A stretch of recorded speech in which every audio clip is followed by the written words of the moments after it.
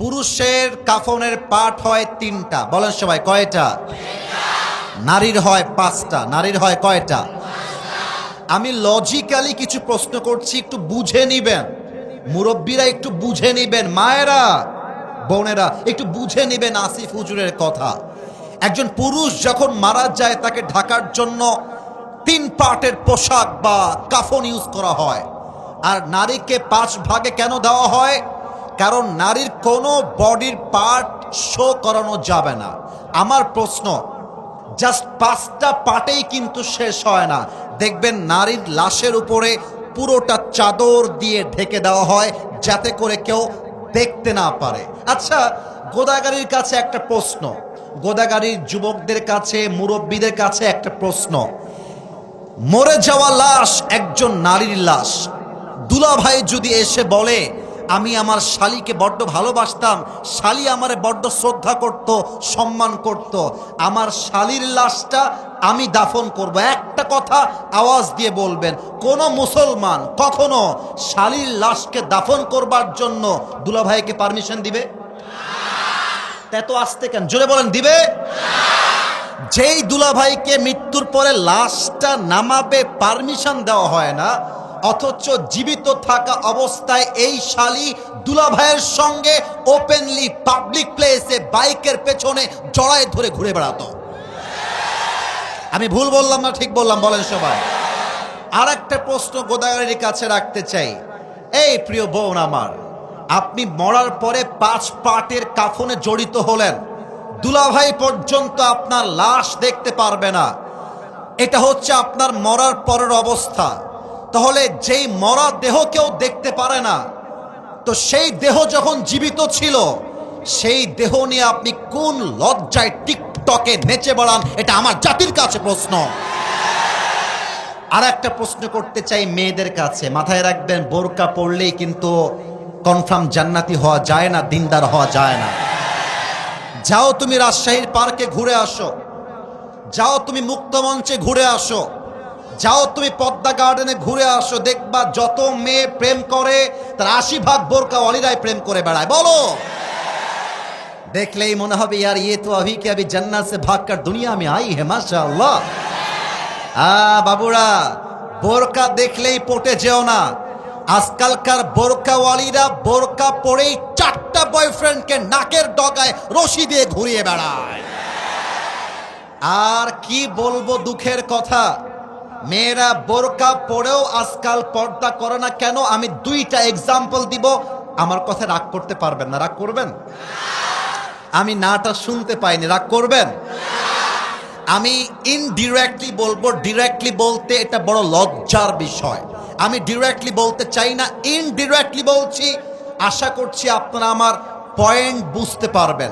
কিছু মেয়ে এমন টাইট ফিটিং বোরকা পরে, যেই বোরকা পরিধান করার পরে তার দেহের সবচাইতে প্রাইভেট অংশ, তার দেহের সবচাইতে সেন্সিটিভ অংশ এতটা টাইট পরে যুবকরা দেখার সঙ্গে সঙ্গে তার চরিত্র নষ্ট হয়ে যায়। ব্যাখ্যা দিতে চাই না, বুঝে নেন, বুঝলে বুঝপাতা, না বুঝলে। সেকেন্ড কথা, মেয়েরা দেখবা বোরকা পরার পরেও এই যে হাতাটা খোলা রাখে।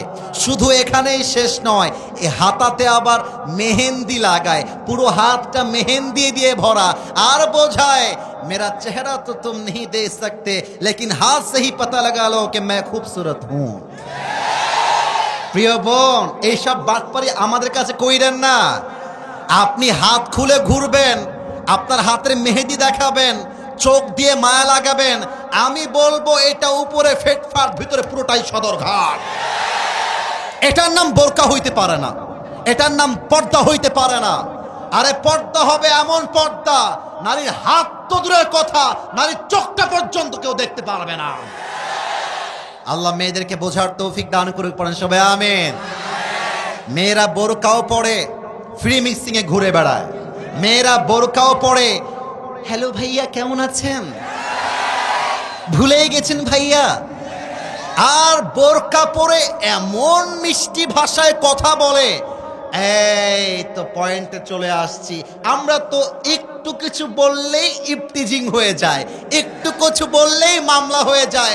তোমরা যে ঘুরে বেড়াও, তোমাদের দোষ হয় না কেন? আপনি রাস্তায় রাখছেন মাছের প্লেট, আর মাছের প্লেটের উপরে কোনো প্লেট নাই, মাছ খুলে রাখা। বিড়ালকে বলবেন এই বিড়াল খবরদার সোনামণি, বিড়াল বলবে তুই যতই ওয়াশ কর কাজ হবে না, আমি মাছ খেয়েই ছাড়বো। প্রিয় বোন, আমাদেরকে ইফতিজিং মামলা দেওয়ার আগে আপনাকে আপনার বোরকা ঠিক করতে হবে, আপনাকে আপনার পোশাক ঠিক করতে হবে, চরিত্র ঠিক করতে হবে। আমরা কিছু বললেই দোষ হয়ে যায়। আর কি বলবো, বোরকাওয়ালি মেয়েদের রুচিও খারাপ। আজকালকার দিনদার পছন্দ হয় না, গাঞ্জাখোর মেয়েদের বেশি পছন্দ হয়। আল্লাহ মেয়েদেরকে হেদায়েত দান করুক, পড়েন সবাই আমিন। আমি কি কথা একটাও মিথ্যা বলেছি? আমি যা বললাম মিথ্যা না, সত্য। 2 নাম্বার কথা আমার মুরব্বীদের জন্য, যদিও বা আজকের মাহফিলে 95% আপ, 95% আজকের মাহফিলের শ্রোতা আমার কলিজার টুকরা যুবক ভাইরা এসেছে। তবে কিছু মুরব্বী আছে, এটা অস্বীকার করা যায় না।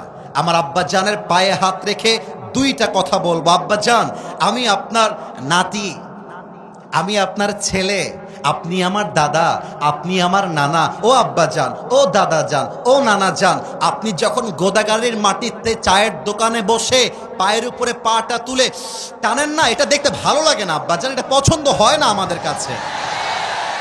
2 নাম্বার কথা, আব্বাজান আমি আপনাকে জান্নাতে নিতে চাই বলেই বলছি, আমি আপনার শত্রু নই। আব্বাজান, নিজে দাড়ি রাখলে জান্নাতে যাওয়া যায় না, 5 ওয়াক্ত নামাজ পড়লেই জান্নাতে যাওয়া যায় না। আপনার ছেলের বিয়ের বয়স হয়েছে, আপনি বিয়েতে চান না, এটার জন্য আপনি জাহান্নামে যাবেন। আমার আব্বাজানদেরকে বলবো, আব্বাজান আমি যুবকদেরকে উস্কায় দেওয়ার জন্য আসি নাই, তবে মাথায় রাখবা বিয়ে ছাড়া একজন যুবকের চরিত্র রক্ষা করবার সেকেন্ড কোনো অপশন বাংলাদেশে নাই। এখন আব্বা বলবে, হুজুর আমার ছেলে তো কামাই করে না, টাকা নাই, বাড়ি নাই, পয়সা নাই। আরে আমার কথা, আমি সেই মেয়েকে বিয়ে করব যে আমার সঙ্গে ডাল ভাত খেয়েও থাকতে পারবে।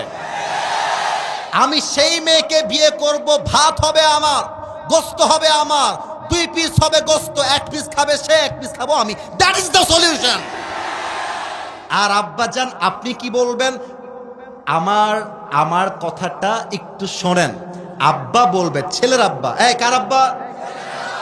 না শুনি নাই, কার আব্বা?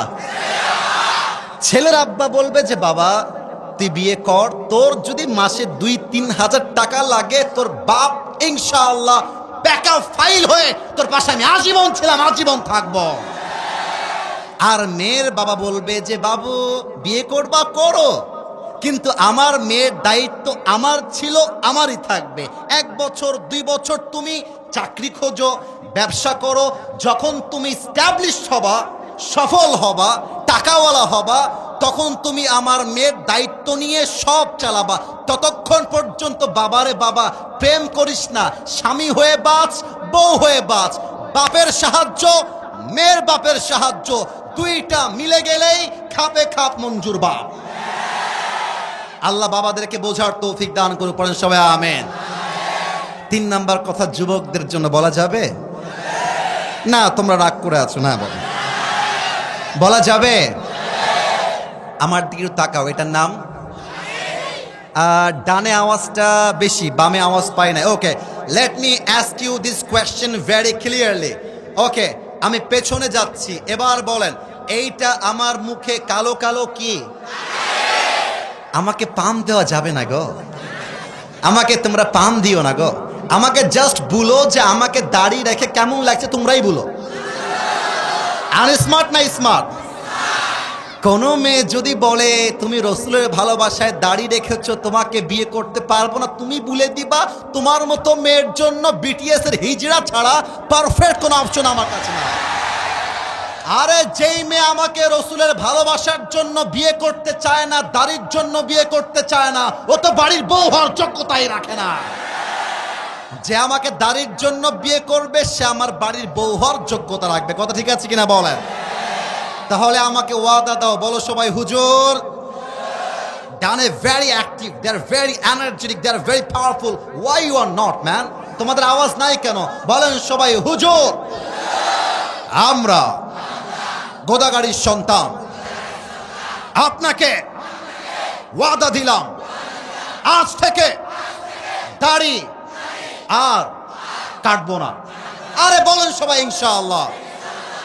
2 নাম্বার কথা কিন্তু অনেকের গায়ে লাগবে, বলা যাবে নাকি যাবে না? আর একটু জোরে যাবে। আমি কোনো রাজনৈতিক বক্তব্য দেওয়ার জন্য গোদাগাড়ির মহিশাল বাড়িতে আসি নাই, তবে আগামীতে নির্বাচন আসছে, নির্বাচন হবে, আমার কোনো অবজেকশন নাই, বাট নির্বাচনে নেতা হবে সে যে কোরআনের পক্ষ হয়ে কাজ করবে। আচ্ছা, আমার ডানে একজন আলেম মুহাদ্দিস বসে আছে, ওনাকে দেখা যায় নাকি যায় না? ওনাকে সহ সবার কাছে আমার একটা প্রশ্ন, বিবেকের কাছে প্রশ্ন। একটা মসজিদে ইমাম নেওয়া হবে, ইমামকে নেওয়ার পূর্বে ইন্টারভিউ হয়। ইমামের মোজ কেমন, ইমামের দাড়ি উঠেছে কিনা, ইমাম বিয়ে করেছে কিনা, ওর বই পর্দায় থাকে কিনা, ইমামের চরিত্র কেমন, ও হাফেজ কিনা, ওর যোগ্যতা আছে কিনা, ওর বয়স কেমন। ও বাবা, 500 মুসল্লির মসজিদে ইমাম নেওয়ার জন্য এরকম পা ছাটাই জাস্টিফাই হয়, চুল খুলে দেখা হয়, না পারে পায়জামা খুলে দেখবে, এমনও করে অনেক লোকেরা আছে না? নাই বলো বলো। মাত্র 500 লোকের ইমাম নেওয়ার জন্য এত জাস্টিফাই, এত প্রশ্ন, এত ইনভেস্টিগেশন। ভোটের সময় আসলে একজন এমপি যে 3 লাখ মানুষের জন্য কাজ করবে, একটা শহরের জন্য কাজ করবে, সেই এমপি গাঞ্জাখোর কিনা, সেই এমপি সুদখোর কিনা, সেই এমপি ঘুষখোর কিনা, সেই এমপি জেনা করেছে কিনা, এটার খবর নেওয়া হয় না। কেন কেন কেন কেন? আপনার কাছে ভোট চাইতে আসবে, আপনি বলবেন আপনি নামাজ পড়েন কিনা আগে তাই বলেন। ভোট চাইতে আসবে, আপনি বলবেন আপনার মুখে লম্বা চাপদাড়ি কোথায় আমাকে বলেন। ভোট চাইতে আসবে, আপনি বলবেন আগামীর 5 বছরে আপনি এই গোদাগাড়ির জন্য কি করবেন আমাকে লিখে দিয়ে যান। ভোট চাইতে আসবে, সোজা ভাষায় বলবা আপনাকে ভোট দিব সম্মানের খাতিরে, স্যালুট মারলাম পা দিয়ে হাত দিয়ে, কিন্তু ভোটে যাওয়ার পরে যে রূপ চেঞ্জ হয়ে যায়, এখন হাত দিয়ে মারলাম পা দিয়েও মারলাম, রূপ চেঞ্জ হইলে হাত দিয়ে না পায়ের জুতা দিয়ে আপনাকে মারব। ওই সব ধান্দাবাজির সময় শেষ, দেশ পরিবর্তন হয়েছে। আগামী বাংলাদেশে ক্ষমতার চেয়ারে আমরা কোনো নারীকে আর বরদাস্ত করতে পারবো না। লাস্ট কথা, শেষ কথা, দেখা যাক গোদাগাড়ির মানুষ আমাকে কেমন করে রেসপন্স করতে পারে। আমরা আগামী সংসদে এমন একজন প্রধানমন্ত্রীকে দেখতে চাই, যেই প্রধানমন্ত্রী চাইলে দেশের জাতীয় সংসদে দাঁড়িয়ে যেমন বক্তব্য দিবে, আমার দেশের প্রধানমন্ত্রী চাইলে ঢাকার জাতীয় মসজিদ বাইতুল মুকাররমে দাঁড়িয়ে জুমার খুতবা দেওয়ার যোগ্যতাও রাখবে। হাত তুলে বলো ঠিক কিনা? আল্লাহ যেন কবুল করে, পড়েন সবাই আমিন। আপনারা কি আমার কথাগুলো রাগ করলেন? আমি যে কথাগুলো বললাম 2 ঘন্টা ওয়াজ করলে যেই কাজ হতো আধা ঘন্টায়, আমার মনে হয় সেই কাজটা হয়ে গিয়েছে। আপনাদের বউ আছে কার কার একটু হাত তুলেন। বউ আছে? আচ্ছা, বউ আছে, হাত নামান, হাত নামান। এবার তোমাদের যাদের বউ নাই, কপাল পোড়া হতভাগা সিঙ্গেলরা হাত তোলো সবাই। ক্যামেরাম্যান জলদি ফোকাস করো। কারো বউ নাই? আমি বিশ্বাস করি না। আল্লাহ সবাইকে দিনদার নেককার বউ দিয়ে দিক, পড়েন সবাই আমিন। আহারে আব্বা বোঝে না রে, আব্বা বোঝে না। শীতকালে যার বউ নাই তার জীবনে কিছুই নাই। আল্লাহ প্রত্যেকটা যুবকের ঘরে ঘরে বউ দান করুক, পড়েন সবাই আমিন। 3টা তাকবীর দিয়ে তাফসীর শুরু হবে। প্রথম তাকবীর দিবে আমার বিবাহিত ভাইয়ারা। বিবাহিত ভাইয়ারা একটা কাশি দেন। বিবাহিত ভাইয়ারা, না না না না, আমি দিচ্ছি, বসে পড়ো। বিবাহিত ভাইয়ারা, আমি কিন্তু আপনাদের পক্ষে আছি, বিপক্ষে নই। দেখা যাক কারা জিতে। নাম্বার আপনারা দিলেই বুঝবেন। It's time for the married people. বিবাহিতদের পালা। বিবাহিতরা, আমি বলবো লিল্লাহি তাকবীর, আপনাকে বলতে হবে আল্লাহু আকবার। দেখা যাক বিবাহিতদের জোর কত। লিল্লাহি তাকবীর। ওরে বাবা রে বাবা।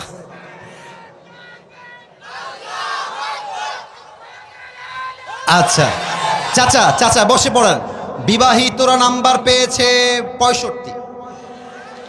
এর চেয়ে বেশি দেওয়া আমার পক্ষে আর পসিবল না। It's time for the single people. সিঙ্গেলরা রেডি? এ কিরে আওয়াজ নাই কেন বে? রেডি? সিঙ্গেলরা কাশি মারো। নারায়ে তাকবীর। বিবাহিত ভাইরা আমাকে মাফ করে দিবেন। আজকে আমার সিঙ্গেল ভাইরা 90 নাম্বার পেয়ে পাস করেছে, ঠিক না? এবার কোনো ভাগাভাগি নেই, সবাই মিলে একটা তাকবীর দিব। কোনো ভাগাভাগি নেই। এমন জোরে আমি সহ, মুহাদ্দিস সাহেব সহ, প্রিন্সিপাল সহ, সবাই সহ এক তাকবীরের ঠেলায় স্টেজ ভেঙে পড়ে যাব। কাশি দেন একটা। নারায়ে তাকবীর। আল কোরআনের আলো, আল হাদিসের আলো। কোরআন হাদিস যেখানে, আলেম ওলামা যেখানে, রাজশাহীবাসী যেখানে, গোদাগাড়িবাসী যেখানে। আরে আওয়াজ শুনলেন মিয়া আপনারা? এই আওয়াজ বলছে আমার সামনে কোনো বিড়ালের বাচ্চা নয়, সব সিংহের বাচ্চাগুলো আমার সামনে বসে আছে। আল্লাহ যেন কবুল করে, পড়েন সবাই আমিন। তাফসীরের মাঝে কোনো মামুর বেটা যদি উঠে যায়, লুঙ্গি টেনে ধরে বসিয়ে দিবা। রাজি আছো? এই লুঙ্গি যেন খুলে না যায়।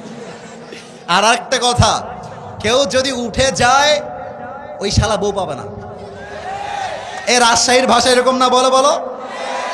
যে উঠে যাবে বলবা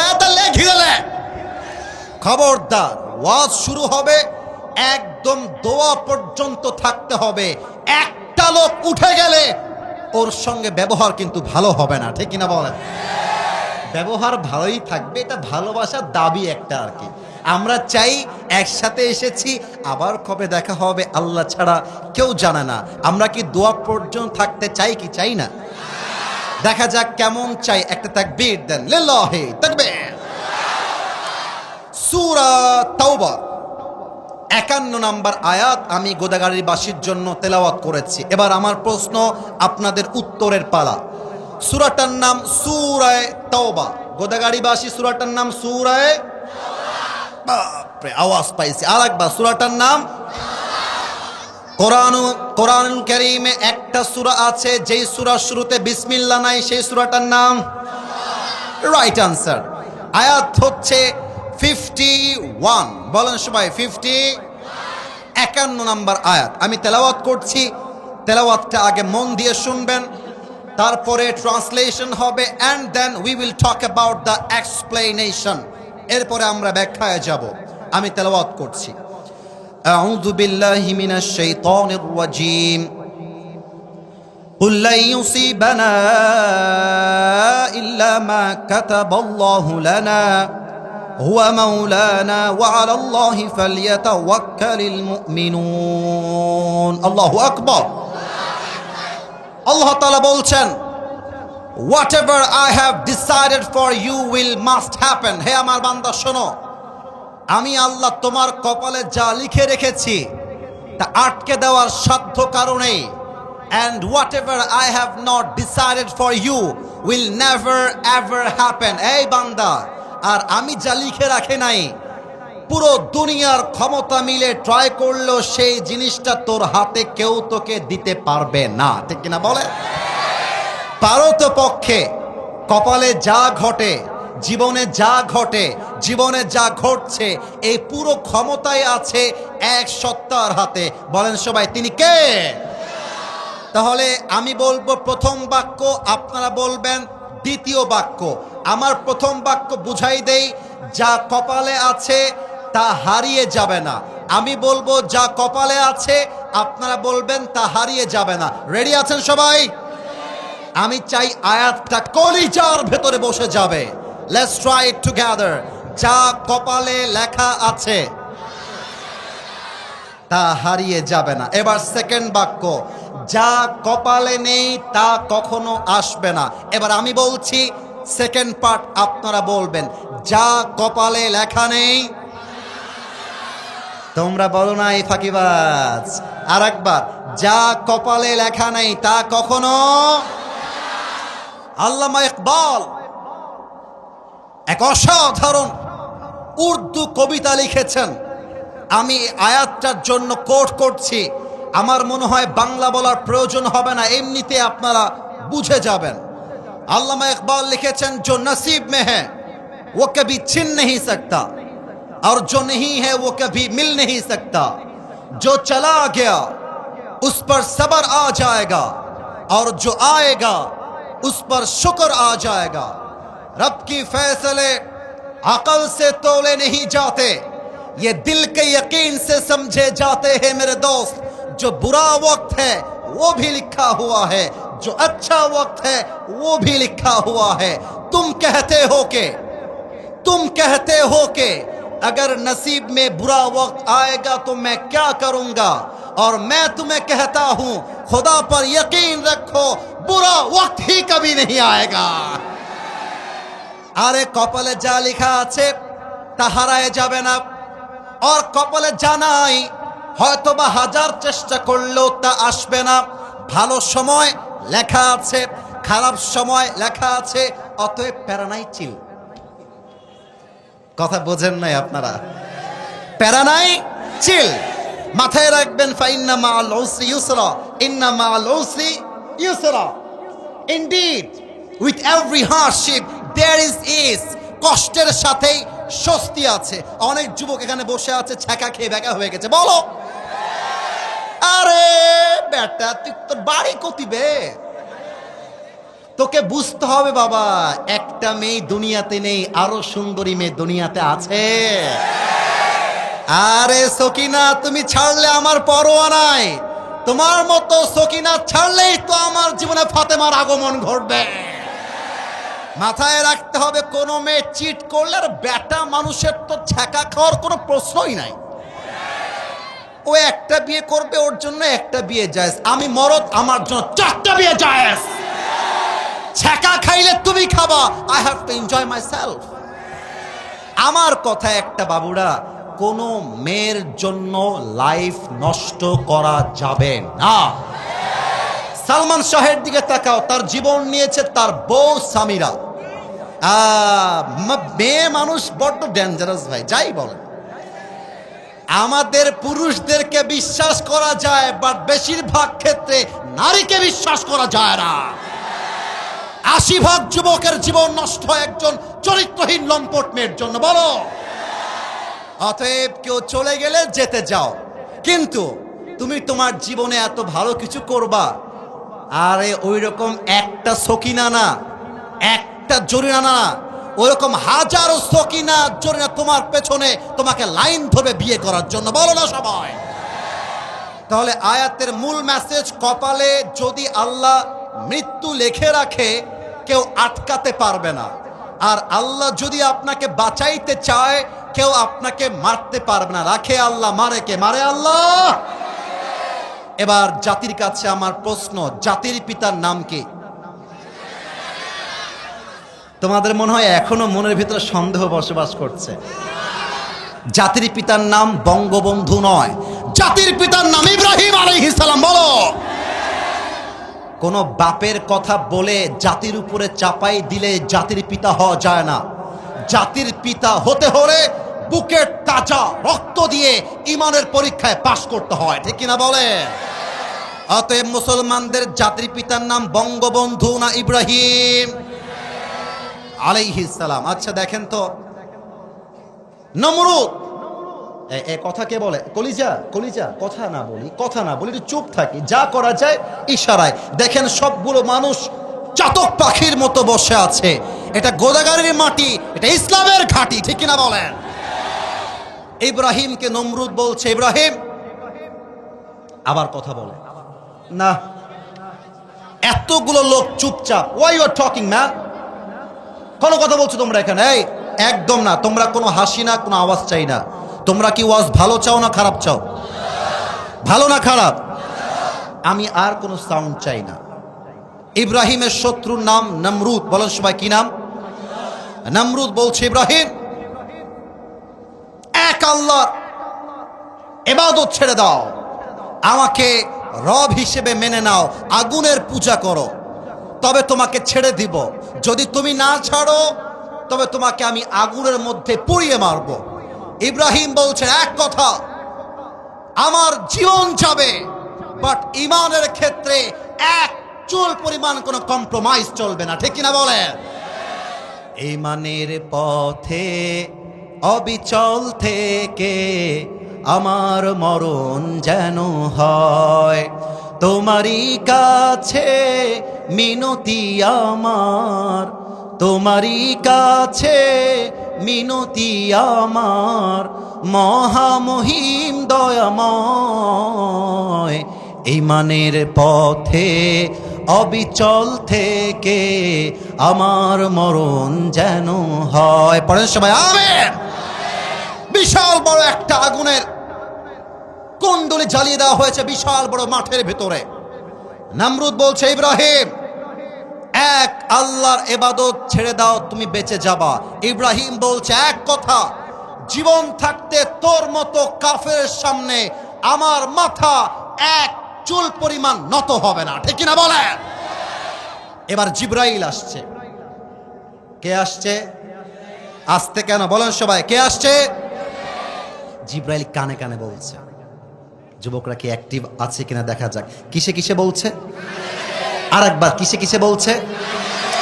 বলছে, ইব্রাহিম আমার কথা শোনো, তুমি আমার কাছে সাহায্য চাও, আমি তোমার জন্য এমন সাহায্য করব তোমাকে নমরুদ আগুনে ফেলতেই পারবে না। কিন্তু ইব্রাহিম বলছে এক মারাত্মক কথা। ইব্রাহিম বলছে, হে ফেরেশতা, হে জিব্রাইল, আমি তো এমন কোন রবের ইবাদত করি না যেই রব তার বান্দার দুঃখ কষ্ট নিজের চোখে দেখে না। আরে আমার আল্লাহ আমার জন্য এনাফ, কাউকে আমার দরকার নাই, ঠিক না বলে? নমরুদ বলছে, ইব্রাহিমকে ফেলিয়ে দাও আগুনে। যখন আমার দুই হাত দেখেন তো সবাই, প্রিয় ভাইরা, দেখা যায়? হাত তুলতে হবে না, দেখা যায় কিনা বলেন? না, আওয়াজটা আগের চাইতে একটু কমে গেছে। দুই হাত দেখা যায়? নমরুদ বলছে, কাফেররা ওকে ধরে আগুনে ফেলিয়ে দাও,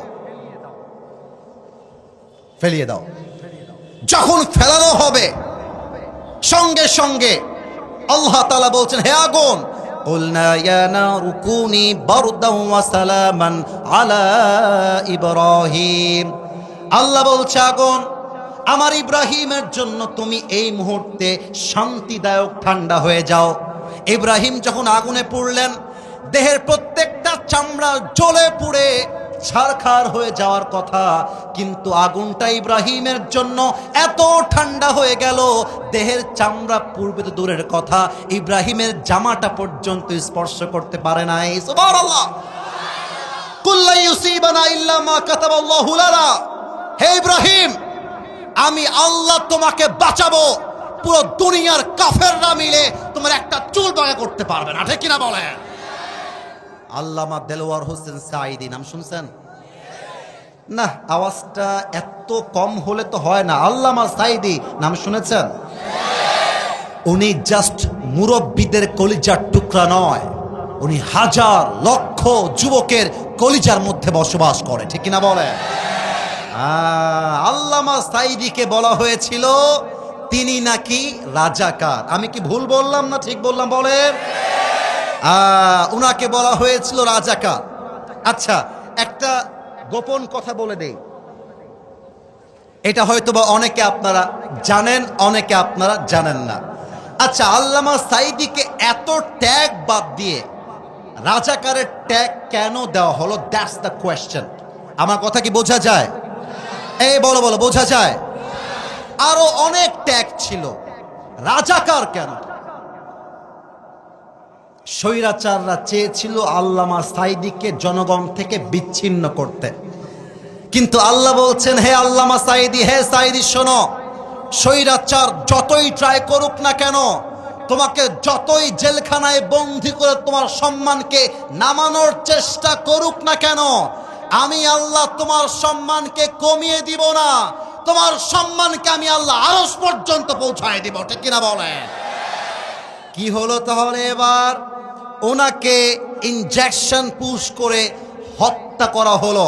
বাট আমি আসিফ আপনাকে কাগজে কলমে স্ট্যাম্পে লিখে দিব, স্বৈরাচারের পা চাটা দালাল ছাড়া এই বাংলার কোন মানুষ আল্লামা সাঈদীকে রাজাকার মনে করে নাই, আগামীতেও করবে না। বলেন, আল্লাহ সম্মান বাড়াতে চেয়েছে, কেউ কি কমাতে পেরেছে? ওনাকে একটা গালি দেওয়া হতো, এই গালিটা আমরাও খাই। যাওয়ার সময় অনেকে আমাকেও দিতে দিতে দিতে যাবে, সবাই না, কিছু লোক বলবে যে জঙ্গিবাদী কথা বলছে, মৌলবাদী কথা বলছে, মৌলবাদী কায়েম করতে চায়। আরে বেটা, মৌলবাদী বলে গালি নয়, তোমরা আমাদেরকে সম্মান করো। কেমন করে? আল্লামা সাঈদী বলতেন, মৌল আসছে মূল থেকে। কি থেকে? কি থেকে? আর একবার জোরে, মৌল আসছে কি থেকে? মূল মানে কোরআন, মূল মানে হাদিস, মূল মানে আল্লাহ তাআলা, মূল মানে হিজ লাস্ট মেসেঞ্জার মুহাম্মদ সাল্লাল্লাহু আলাইহি ওয়াসাল্লাম। আল্লামা সাঈদী বলতেন, আমরা হলাম মূলে আছি গাছের গোড়ায়। এবার গোদাগাড়ির মানুষ, আমরা গ্রামের মানুষ। বলেন তো, গাছের আগায় শক্তি বেশি না গোড়ায়? और भी जोर से আগায় না গোড়ায়? উনি বলতেন, বাবুরা আগায় আছো, চুপচাপ বসে থাকো। বেশি বাড়াবাড়ি করলে 16 কোটি মানুষ মিলে একটা ঝাঁকুনি মারবে, মামুর বাড়ি দিল্লি গিয়ে পড়বা। দিল্লি গিয়েই তারা পড়েছে। অতএব কপালে আমার সম্মান আল্লাহ লিখে দিয়েছে। তোমার মতো কুদ্দুস, তোমার মতো আর আবাল মার্কা লোক আমার একটা বাঁকা পশমকে সোজা করতে পারবে না। ডক্টর মিজানুর রহমান আজহারী, নামটা নতুন শুনলেন মনে হচ্ছে। চাঁপাইনবাবগঞ্জে আসছিল না? এটা চাপায়ের মাটি, এটা গোদাগাড়ির মাটি। আমার তো মনে হয় গোদাগাড়ির প্রত্যেকটা যুবক সেই দিন আজহারীর মাহফিল শুনতে গিয়েছিল। আর আজহারী সাহেব নিজের মুখে বলেছেন, চাপায়ের ইতিহাস পুরো বাংলাদেশের সমস্ত ইতিহাসকে ভেঙে দিয়েছে। আর এই কথা 4 দিন আগে আমি চাপাই নিজে গিয়ে বলে আসছি, কারণ আমি না জানি গোদাগাড়ির মাটি কোন মাটি, আমি না জানি চাপায়ের মাটি কোন মাটি। আর এখানকার মানুষ তো ইসলামের জন্য বুকের তাজা রক্ত দিয়ে শহীদ হওয়ার জন্য প্রস্তুত হয়ে বসে থাকে। আজহারীকে 2020 সালে রাজাকার বলে গো ব্যাক টু মালয়েশিয়া, যাও মালয়েশিয়ায় গিয়ে যা করা করো, বাংলাদেশে ঠাঁই হবে না।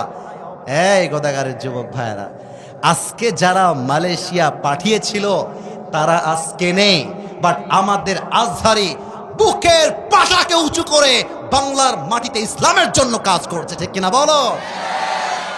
এটাই কপালের খেলা, এটাই কপাল। আল্লাহ যা লিখে রেখেছে তা হারিয়ে যাবে না, আর আল্লাহ যা লিখে রাখে নাই হাজার চেষ্টা করলেও কেউ তোমাকে তা দিতে পারবে না। এটার নামই ভাগ্য। ঠিক কিনা বলে? এবার একটা প্রশ্ন করব, অনেকে আটকায় যেতে পারে, তাই একটু 3 সেকেন্ডের গ্যাপ নেন। 1 2 3। মাথা কি ঠিক আছে সবার? ব্রেন কি অ্যাক্টিভ আছে? আছে আছে। আচ্ছা, এই মোবাইলওয়ালারা মোবাইলটা একটু অফ করে দিয়ে প্রশ্নটা শোনো, প্রশ্নটা শোনো। বলেন তো, মুসলমানদের ইতিহাসে, মাশাআল্লাহ কত সুন্দর অ্যাক্টিভ, মুসলমানদের ইতিহাসে প্রথম যুদ্ধ কি ছিল? নামতে বলেন তো সবাই। এই জোরে, কিসের যুদ্ধ? বদরের যুদ্ধ। আমি আবারও বলছি, বদরের যুদ্ধ। বলেন সবাই, কিসের যুদ্ধ? আর একটা প্রশ্ন, বলেন তো, বদরের যুদ্ধে মুসলমানদের সংখ্যা কতজন ছিল? 313। আবার বলেন, 300। আচ্ছা, এবার আর একটা প্রশ্ন করছি। নবীজির সবচাইতে কলিজার টুকরা মেয়ে, যার মতো আদরের মেয়ে আর কেউ হয় না, কি নাম?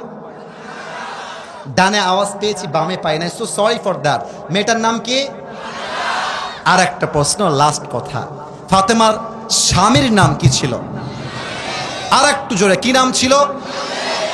এবার দেখেন, মুসলমানদের বদরের যুদ্ধ যখন শুরু হয়েছে, 311 জন সাহাবী সামনে আছে। এখন কিন্তু 313 হয় নাই, 300 কত? এই মরে গেল কেন? 300। মোট সংখ্যা 311 না মোট 313? 313। দেখেন, আল্লাহ রসুল ভাষণ দিচ্ছেন সাহাবীদের জন্য, হে সাহাবীরা, যুদ্ধের জন্য প্রস্তুত হয়ে যাও। তোমার সন্তান ইয়াতীম হতে পারে, তোমার মা সন্তান হারা হতে পারে, তোমার বউ বিধবা হতে পারে, বাট আল্লাহর জমিনে আল্লাহর দ্বীনকে কায়েম করবার জন্য একবার শহীদ হয়ে গেলে সবার সাথে তোমাদের জান্নাতে দেখা হবে। সুবহানাল্লাহ পড়বেন না আপনারা? কিন্তু ছোট্ট একটা এক্সাম্পল দিচ্ছি। আমার ভাইজান, তোমার নাম কি? এই যে লাল যেটা পড়ে আছো, তোমার নাম কি? সাজিদা, পিছনে তোমার নাম কি? মোহাম্মদ নাইম। মোহাম্মদ নাইমের বয়স মোটামুটি 18 থেকে 20 হবে। ওকে বললাম, এই নাইম, তুমি এই মাইকটা নিয়ে কথা বলো। কথার কথা এক্সাম্পল দিচ্ছি। যতই বলুক আমার ভাইয়েরা, গোদাগাড়ির ভাইয়েরা, আর পেছনে প্যান্ট গরম হয়ে যাবে। এটা হাসির জন্য বলি নাই, স্বাভাবিক। কেন? এর কারণ সে এর আগে এত লোকের সামনে কথা আগে বলে নাই। It's very simple. তো আমাদের প্রিয় নবী মুহাম্মদুর রাসূলুল্লাহ সাল্লাল্লাহু আলাইহি ওয়াসাল্লাম প্রথম যুদ্ধ, সাহাবীরা এর আগে এমন যুদ্ধ করে নাই, কিন্তু কাফেরদের সংখ্যা হাজারের কাতারে আর মুসলমানদের সংখ্যা শতর কাতারে। নবীজি ভাবছেন, কিরে বাবা, সাহাবীরা যুদ্ধের জন্য ভয় পাবে কিনা, আদৌ কি যুদ্ধ করবে কিনা, আদৌ কি তারা বিজয়ী হতে পারবে কিনা। ইন দ্য মিন টাইম এক সাহাবী লাফ দিয়ে দাঁড়িয়ে গিয়েছে। আমার উস্তাদ, আমার আলেম, আমার মুহাদ্দিস সাহেব ডান দিকে বসে আছেন। একটা বাক্য হাদিসের বাহিরে বলছি না, নাম হচ্ছে মিকদাদ। দাঁড়িয়ে বলছে, ইয়া রাসূলুল্লাহ, ইমদি বিনা হাইতুমা তাশা, আই হাইতুমা আমারাকাল্লাহ। হে রাসূল, যুদ্ধের জন্য আপনি আমাদেরকে যুদ্ধের ময়দানে নিয়ে চলেন। আমার চোখ দেখেন গোদাগাড়ির ভাড়া, লুক অ্যাট মাই টু আইস। দুই চোখ কেউ যেন বাদ না যায়। ওই সাহাবী দুই আঙ্গুলকে উঁচু করে দুই চোখের এইখানে দিয়ে বলছে, যতক্ষণ পর্যন্ত এই দুই চোখের পাতা বন্ধ হবে খুলবে, খুলবে বন্ধ হবে, অর্থাৎ আমার দেহে এক ফোঁটা রক্ত থাকা অবস্থায় কাফেরদের বিরুদ্ধে লড়াই চলছে, চলতেই থাকবে। আল্লাহু আকবার। নবীজির কলিজা বড় হয়ে গেছে। আরে বেটা, তোর সাহস তো কম না রে, তুই তো আমার সাহস বাড়িয়ে দিয়েছিস। আচ্ছা, একটু আমার হাতের দিকে তাকান তো, এটার নাম কিসের বক্স? সাউন্ড পাচ্ছি কিন্তু আগের চেয়ে অনেক ভালো। কিসের বক্স? আচ্ছা, এটা আমি কি বের করলাম? এক সাহাবী একটা ছোট্ট প্লেটে করে, একটু অভিনয় করছি হাদিসটাকে বোঝাবার জন্য, একটা প্লেটে করে খেজুর নিয়েছে, খাচ্ছে আর রসুলের কথা শুনছে। কথা কি বোঝা যায় নাকি যায় না? তো রসুল ওই সময় বলছে, এই সাহাবীরা, যেহেতু তোমাদের বুকের কলিজা অনেক বড়, কুমু বিনা ইলাল জান্নাহ ওয়া জান্নাতিন আরদুহা সামাওয়াতু ওয়াল আরদ, আমার সঙ্গে চলো এমন এক জান্নাতের দিকে যেই জান্নাত আকাশ আর জমিনের চাইতে 10 গুণ বড়। সুবহানাল্লাহ। এবার দেখেন, ওই যে আগে অভিনয় করেছিলাম, ওই সাহাবী এটা শুনে খেজুরের প্লেটটাকে ধরে ফারমা বিহা এমনি ফেলাই দিয়েছে আর লাফ দিয়ে দাঁড়িয়ে গিয়েছে, ডাক দিয়ে বলছে, হে রাসূল, বাহ বাহ, আইমা আযমাহা মিন জান্নাতিন ওয়া আহসানাহা, what an amazing surprised announcement. হে রাসূল, আপনি কি বললেন?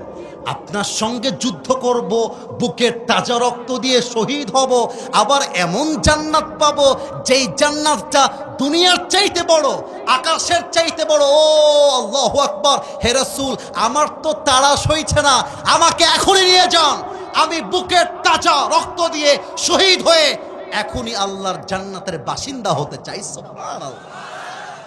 আচ্ছা বাবু তুমি দাঁড়াও, লাল পাঞ্জাবি কলিজা তুমি দাঁড়াও, তুমিও দাঁড়াও, ভয় নাই ভয় নাই, দাঁড়াও। কে যায় রে? তোর বাড়ি কতিবে?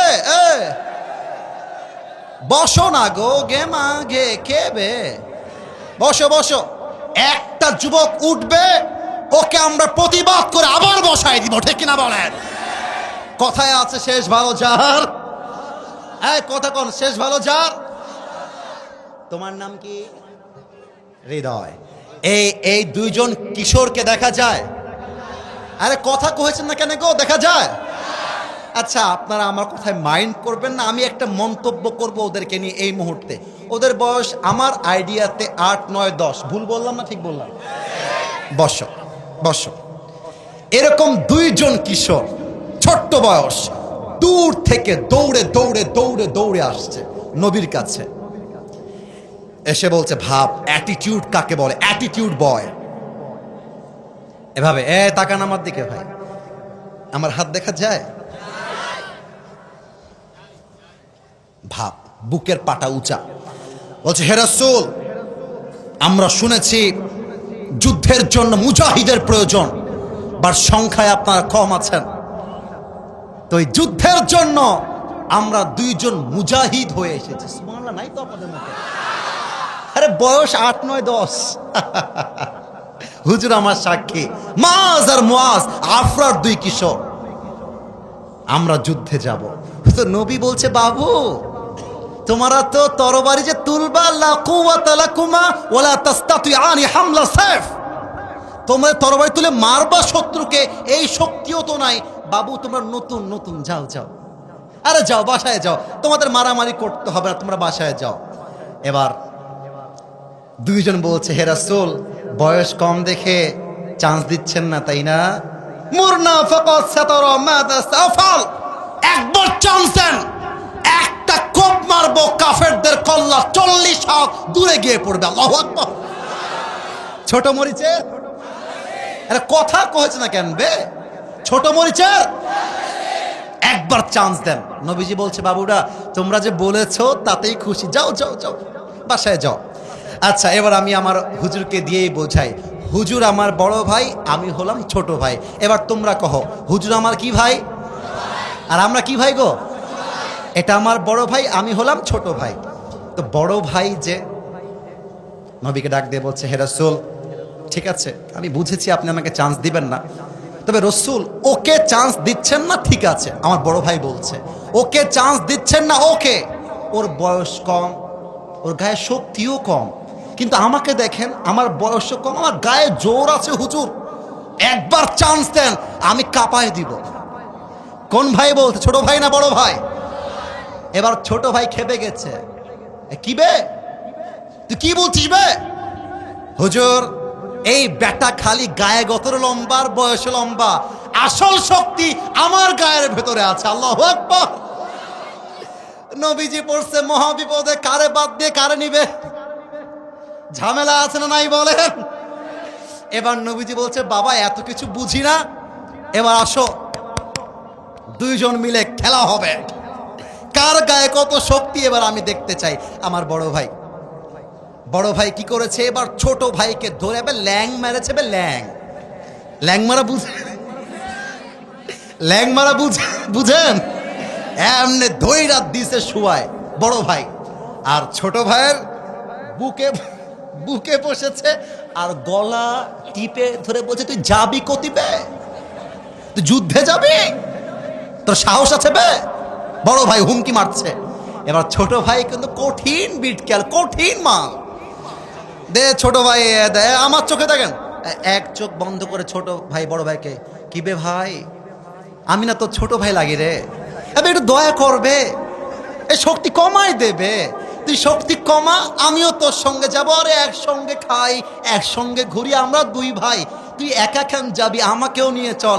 আরে গোদাগাড়ির ভাইরা, বড় ভাই ছোট ভাইকে এত ভালোবাসে, বড় ভাই সব ফেলতে পারে, ছোট ভাই আবদার ফেলতে পারে না। আর ঢাকাতে আমার একটা মাহফিল ছিল অক্টোবর মাসের শুরুতে, হাজার হাজার মানুষ। সেখানে আমি সবাইকে বলেছিলাম, ভাইরা আমার, যেই পরিবারে ভাইয়ে ভাইয়ে মিল আছে, ওই পরিবারকে অন্য কোন বাসার মেয়ে বউ হয়ে এসে ভেঙে দিবে এমন কোন বাপের বেটি জন্মগ্রহণ করে নাই। বড় ভাইয়ের মনটা গেছে গলে, ছোট ভাই দেখছে এদাল্লে। বড় ভাইয়ের মন যেহেতু গলে গেছে, লে ঘিরে লে। ছোট ভাই বড় ভাইকে, মানে আমার ভাই, এমনে ধরে উল্টাই দিয়ে গলায় হাত দিয়ে বলছে, হে রাসূল, আগেই বলেছিলাম, আপনি আমাকে শুনেননি। আগে কি বলেছিলাম? ওর গায়ে শক্তি কম, শক্তি আমার গায়ে বেশি। রাসূল বুঝে গেছে দুইটা চরম লেভেলের ইমানদার। রাসূল বলছে, এদিকে আসো, এদিকে আসো। ডান হাতে মুয়াজ, ডান হাতে মাস, বুকের সঙ্গে জড়িয়ে ধরে বলছে, হে আল্লাহ, কপালে যা আছে তাই হবে। এই কিশোরদের ইমান দেখে এই দুইজনকে আমি আল্লাহর হাবিব বদরের যুদ্ধের মুজাহিদ হিসেবে গ্রহণ করে নিলাম। সুবহানাল্লাহ। হাদিসের শেষে চলে আসছি। এই মাঠটা কিন্তু অনেক বড়, তাই না? আমার তো মনে হয় মাঠের 3 ভাগের 1 ভাগে আমরা মাহফিল করছি, 2 ভাগ maybe it has its own space, ফাঁকা আছে। যুদ্ধের মাঠ এর চাইতে আরো 10 গুণ বড় হয়, বিশাল বড়। কথা বোঝা যায়? আপনারা একটু বলবেন, কথা বোঝা যায়? যুদ্ধের মাঠ কি এরকম ছোট হয় না বিশাল বড়? বড়। তো দেখেন, হাদিসের শেষ অংশে আমি আছি, এরপরে দোয়া হবে। কাফেররা বাম দিকে, মুসলমানরা ডান দিকে। এখন ওই যে দুইজন কিশোর আফরার, মাজ আর মুয়াজ, যুদ্ধের মাঝখানে আব্দুর রহমান বিন আউফকে বলছে, হে আব্দুর রহমান বিন আউফ, আমার চাচা, এই কাফেরদের মাঝে আবু জেহেলটাকে, আবু জেহেল কোথায়? আব্দুর রহমান বিন আউফ বলছে, ওই দেখো দূরে কয়েকটা কাফের ঘোড়া দিয়ে এমন করে ঘিরে আছে, ওর মাঝে যে আছে, হি ইজ আবু জেহেল। এই তো খেলা শুরু। এবার ছোট্ট 2 কিশোর আবু জেহেলকে দেখতে পেরে একটা দৌড় মেরেছে আবু জেহেলের দিকে। এখন কাফেররা বলছে, আবে ছোট বে, কি করবে এরা? ছোট তো কি করবে এরা? আর এই 2 ছোট কিশোর এক দৌড় দিয়ে গিয়ে এক লাথি মারছে আবু জেহেলের ঘোড়ার উপরে। আর এক লাথিতে আবু বকর জমিনে শুয়ে পড়েছে। আর আব্দুর রহমান বিন আউফ সুযোগ বুঝে পেছন থেকে এসে নারায়ে তাকবীর, আল্লাহু আকবার বলে একটা কোপ মারছে। আবু জেহেলের কল্লা 10 হাত দূরে গিয়ে পড়ছে। আল্লাহ বলছে, বান্দা, কাফেরদের সংখ্যা যতই হোক, আমি আল্লাহ তোদের কপালে বিজয় রেখেছি। ছিনিয়ে নিবে এমন কোন কাফেরের বাচ্চা সাহস পয়দা হয় না। ঠিক কিনা বলে? 5 আগস্টের দিনে আমাদের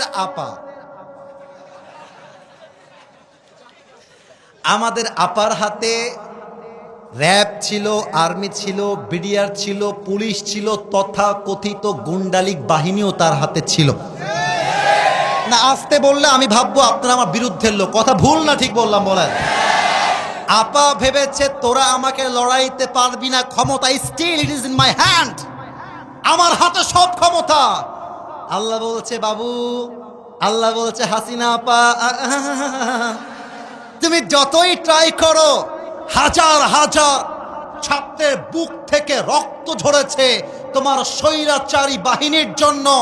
আমি আল্লাহ তোমার পতনকে কপালে সুনিশ্চিত করে দিয়েছি।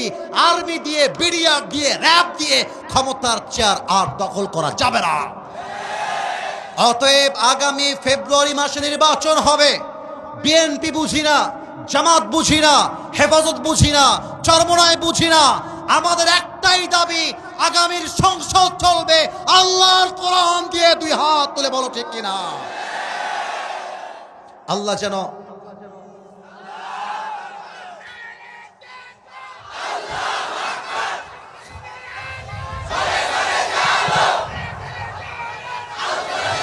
আমার সঙ্গে তাকবীর দেন, নারায়ে তাকবীর। রেইজ ইওর টু হ্যান্ডস, সবাই দুই হাত তোলেন, সবাই দুই হাত তোলেন। একবার আল্লাহকে ডাক দিবেন, কাশি দেন একটা বলেন সবাই আল্লাহ। আমার কলিজা ভরে গিয়েছে, আল্লাহর কলিজাও ভরবে, আল্লাহর কুদরতি মনটা খুশি হয়ে যাবে। একটু হাতটা মুষ্টিবদ্ধ, জাস্ট লাইক দিস, এমন ভাবে বলেন সবাই আল্লাহ। আমি তোমার শাহী দরবারে দিল থেকে তওবা করলাম। ও আল্লাহ, তুমি আমার জীবনের সব গুনাহ মাফ করে দাও। একটু একটু দিল থেকে বলেন না, মাফ করে দাও। পড়েন সবাই আমিন। লাস্ট ওয়াদা বলেন আল্লাহ, আজকে গোদাগাড়ির মহিশাল বাড়িতে আপনাকে ওয়াদা দিলাম, আয় আল্লাহ, আজ থেকে এক ওয়াক্ত নামাজ আর একটু জোরে, আর কখনো, এবার আমি হাত যেমনি নাড়াবো তেমন করে আপনারাও নাড়াবেন, ছাড়বো না। মাশাআল্লাহ, সুন্দর লাগছে আমার দেখতে। আর একবার আল্লাহকে দেখিয়ে, ছাড়বো না। বলেন সবাই ইনশাআল্লাহ। লাস্ট ওয়াদা আমাকে বলেন সবাই হুজুর। আবে শেষ ভালো সব ভালো, বলেন হুজুর ওয়াদা দিলাম সেলফি তোলার জন্য, দোয়ার সময় মারামারি করব না, দোয়া শেষ করে আপনার সাথে দেখা করে একসাথে বাসায় যাব। বলেন সবাই ইনশাআল্লাহ।